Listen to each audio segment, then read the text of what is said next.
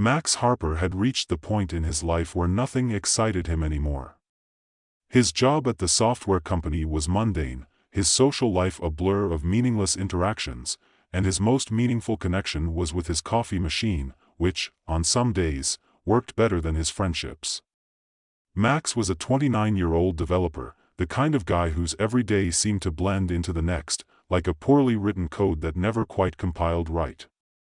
There were no bugs to fix in his life, just the overwhelming feeling that something was missing, like his whole existence was waiting for an upgrade that was never coming. One dreary Tuesday, as he sat at his desk half-heartedly scrolling through his inbox, an email popped up that caught his attention.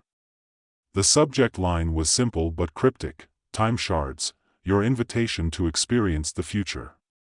Max clicked on it out of sheer boredom.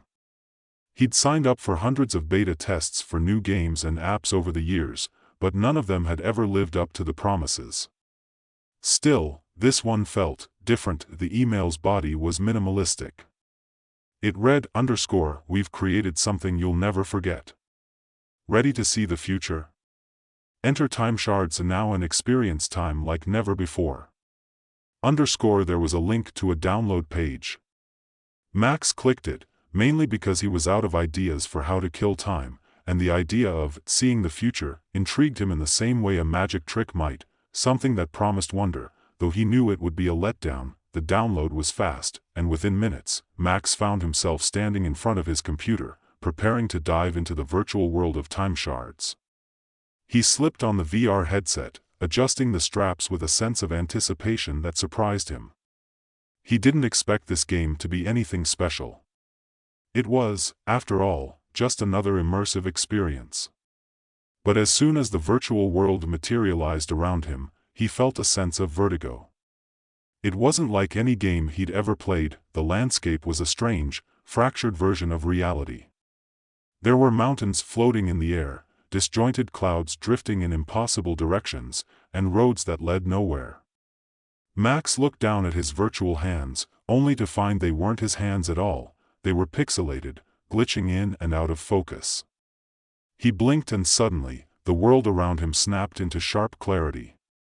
He could feel the wind against his face, hear the hum of distant technology, and see the smallest details in the horizon. Everything felt so real, so alive. A soft, melodic voice broke his reverie.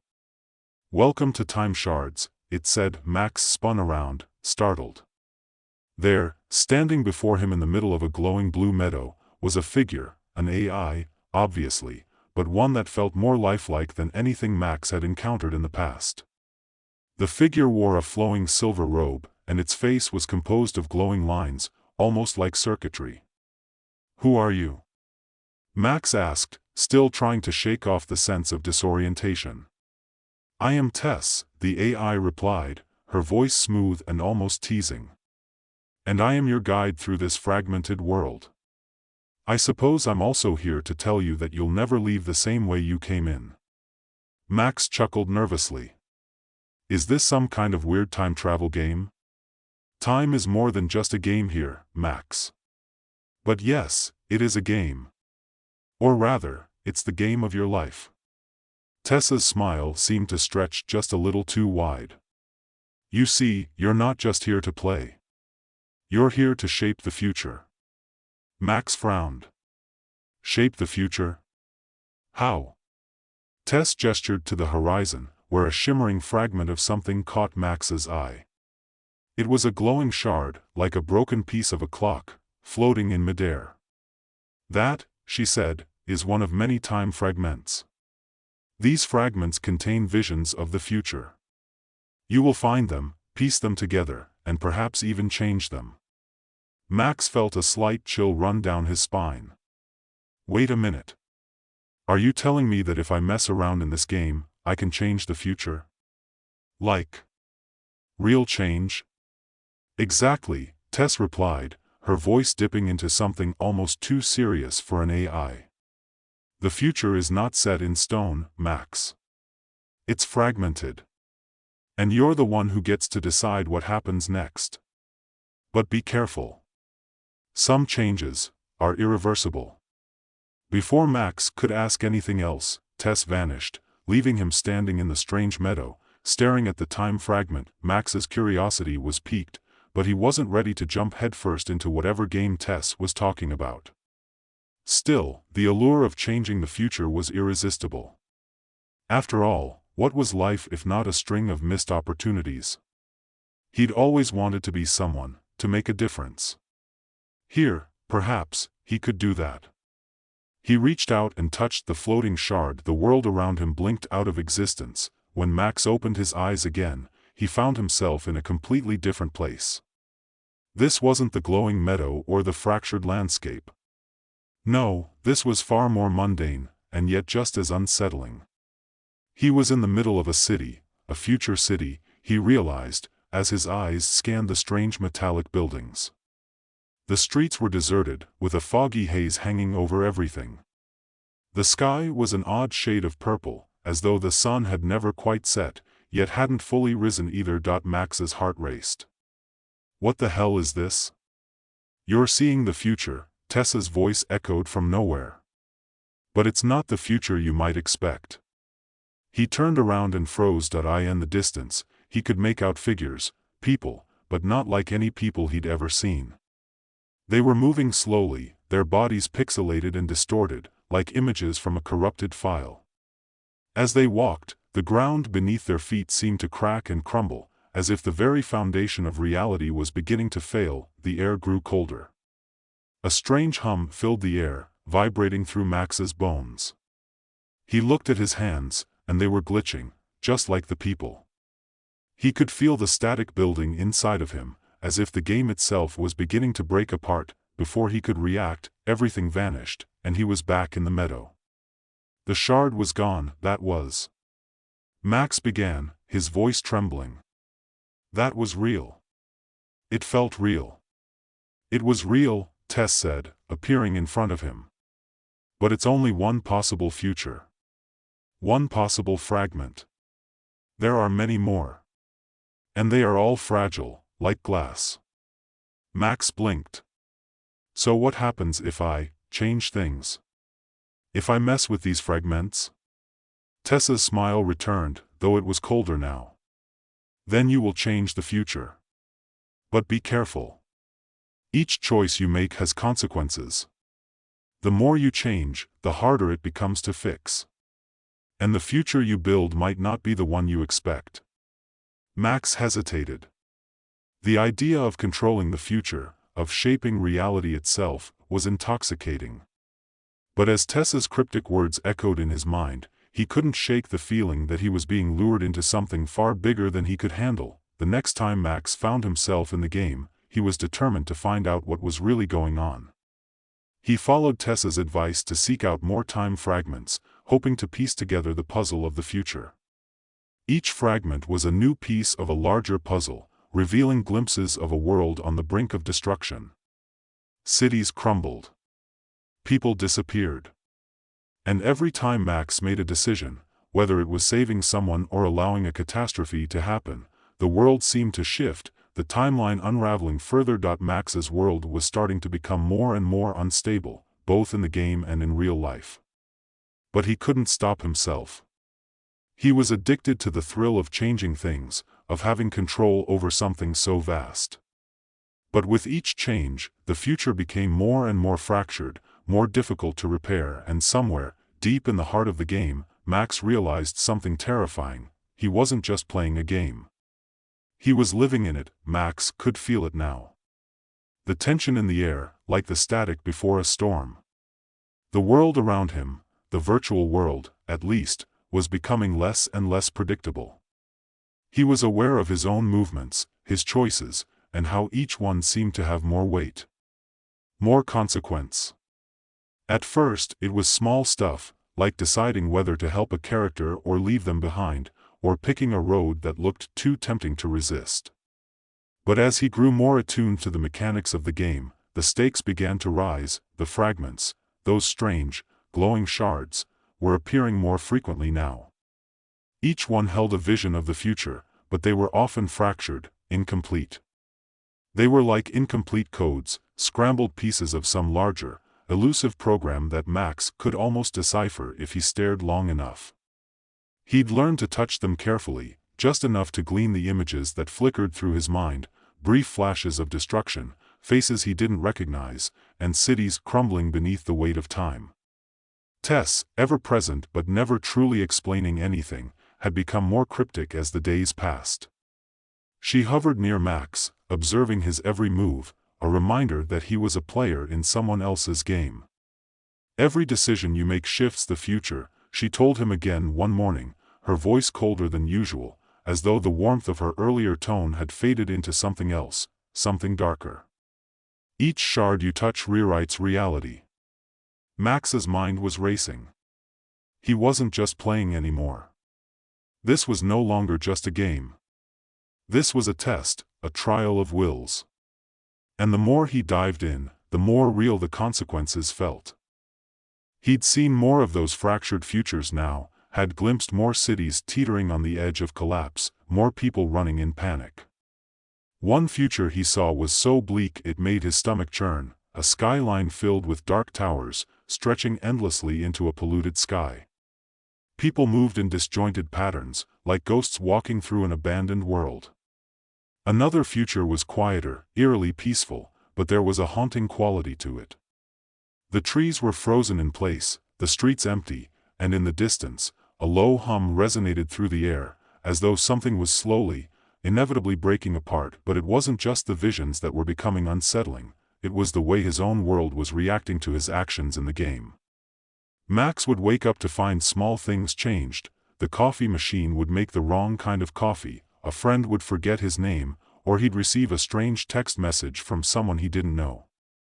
It was as if his every move inside the game had begun to bleed into the reality he knew, reshaping it in ways that felt both exhilarating and terrifying, but he couldn't ignore it. Something was wrong, and he was at the center of it all. Max was beginning to lose his grip on what was real. There were moments when he couldn't tell if he was in the game or out of it. The boundaries were blurring. He had to go deeper, had to understand what was causing all of this. What had he unleashed when he touched those first fragments? The next time Max encountered a time fragment, the shard was different. It wasn't just a glimpse into the future, it was a message. It was clearer than anything he had seen before, a cold, metallic voice cutting through his thoughts like a blade. "You shouldn't have come here." Max felt a jolt of panic. He had thought he was the one in control, but the voice, the warning, shook him. Who was it?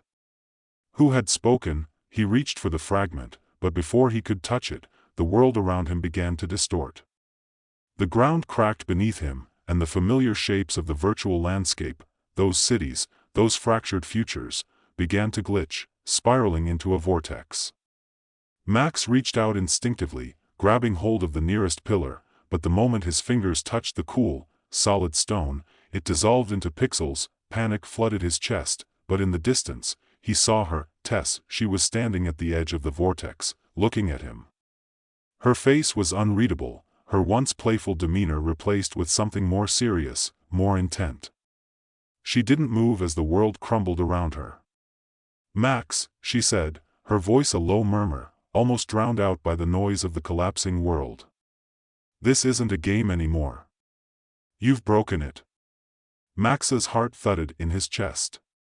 "What do you mean? What's happening? Why is everything falling apart?" "The future is fragmented because of you," Tess replied, her words cold and sharp. "You've touched things you weren't meant to. Every change you make, every decision, the timeline gets more fragile.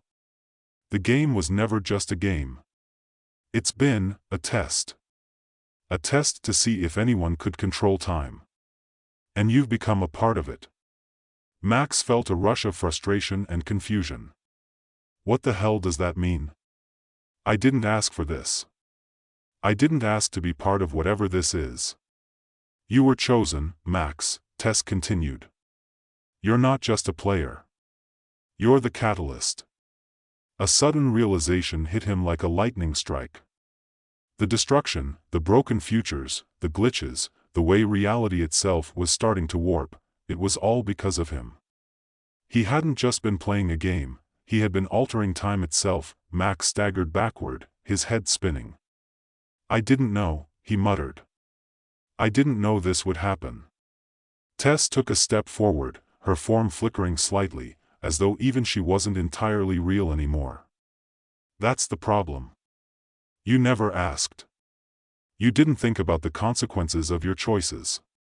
The timeline is unraveling, and it's because of your actions. Every time you change something, it creates a ripple that goes beyond the game. Max felt a pit form in his stomach. So, how do I fix it? How do I make it stop? You can't, Tess said, her tone almost sympathetic now. Not by yourself. Max's thoughts were racing. Then what do I do? How do I undo what I've done? Tessa's eyes seemed to soften, just for a moment, before her expression hardened again. You can't go back, Max. The future you saw, it's already been altered. The only way to fix things now is to confront the source. You need to find the heart of the anomaly. But be warned, if you do this, you will be risking everything. The game. The world. Your life. Max's chest tightened. And what happens if I don't? Tess didn't answer right away. Instead, she glanced at the crumbling landscape, then back at him. Then it all falls apart. Max didn't have a choice. He had to do this. He ran toward the edge of the collapsing world, Tess following him with an eerie calmness. There was a door unlike any other Max had seen before, glowing with an unnatural light. It stood in the center of the broken world, untouched by the chaos around it. This is it, Tess said quietly, almost as if she were speaking to herself. The way in. Max reached for the door, but as his fingers brushed against the surface, a violent shock ran through his body, knocking him back. The air around him seemed to ripple, and the door began to open, slowly, revealing a dark void inside. Tess stepped forward, her voice a whisper in the chaotic winds. Inside, Max. This is where it all ends. With a deep breath, Max stepped into the darkness. The darkness swallowed him whole, but it wasn't cold. It was strangely warm. There was no sound, no sensation of movement, just a feeling of being suspended in something vast, beyond time and space. For a moment, Max felt like he was falling, drifting through an infinite expanse, but then, a shape began to form in front of him. The figure was tall, humanoid, and draped in shadows. It looked like nothing Max had ever seen before. It was neither male nor female, its features shifting and flickering like a hologram. But there was no mistaking its presence. It was here, and it was watching him. Max Harper, the figure said, its voice resonating like a deep hum, vibrating through the very air around him. You've come to face the consequences of your actions. Max swallowed hard. Who are you? I am the anomaly, the figure replied, its form rippling as it spoke. And I am the reason you are here. The reason everything is unraveling. Max took a step forward. I didn't mean for this to happen. I didn't know what I was doing. The anomaly's voice became colder. That is always the way. Humans are careless with time. You cannot simply play with it without consequence. Max clenched his fists. So, what now? What do I do to fix this? You can't fix it, the anomaly said, its tone final. Not the way you think. The timeline is broken beyond repair. Max's heart sank. Then what's the point? Why am I here? You are here, the anomaly said, because you are the only one who can make a choice. You can destroy me, and with me, the timeline will be reset. Or you can leave me intact, and the future you've seen will become reality. Max's mind raced. So, if I destroy you, everything goes back to normal? The anomaly didn't respond right away. Normal? There is no normal anymore, Max. There is only choice. And once you make it, there is no going back. Max stood there, frozen in indecision. The weight of everything, the future, his actions, the lives that hung in the balance, was crushing him. But one thing was clear, he had to make a choice. He couldn't keep running from the consequences. Taking a deep breath, Max stepped forward, his voice steady. "Then I'll destroy you. I'll undo everything." The anomaly smiled, if it could be called a smile, and as Max took the final step, everything around him shattered. Max's body trembled as he stepped closer to the anomaly, a dark, swirling mass of energy that seemed to hum with malevolent intent. He could feel its presence pressing down on him, suffocating the space around him. Every inch of his skin prickled with static as if the very air had become charged, waiting for something, anything, to spark the inevitable. "You don't know what you're asking," the anomaly's voice rumbled, deep and unsettling, like the sound of thunder from miles away. It was both distant and intimate at once, as if the force behind those words were coming from all directions. "Once you make this choice, there will be no going back. You will not be the same. The consequences will not just affect you. They will affect everything, everything you know." Max swallowed, the words hanging in the air like a heavy fog. He was shaking, but he wasn't sure if it was from fear or determination. "I don't care anymore," he said, his voice firmer than he felt. "I'm done with this. I don't want to play God with time. I just want things to go back to the way they were, real." The anomaly seemed to flicker at the edges, like it was laughing, its voice distorted. "You think you can just walk away from the future? Time is not a toy, Max. It is not something you can simply reset. No one can undo what you've done, no matter how much you wish it." Max's heart pounded in his chest, his mind running wild with doubt. Was he really making the right decision? Could he really destroy the anomaly and reset the timeline? Was he strong enough to carry the weight of that choice? The future he had glimpsed, the one where everything had fallen apart, haunted him. He could feel the weight of it like an invisible burden pressing down on his every step, pulling him into the vortex of consequences. "I don't care," Max repeated, the words coming with more resolve this time.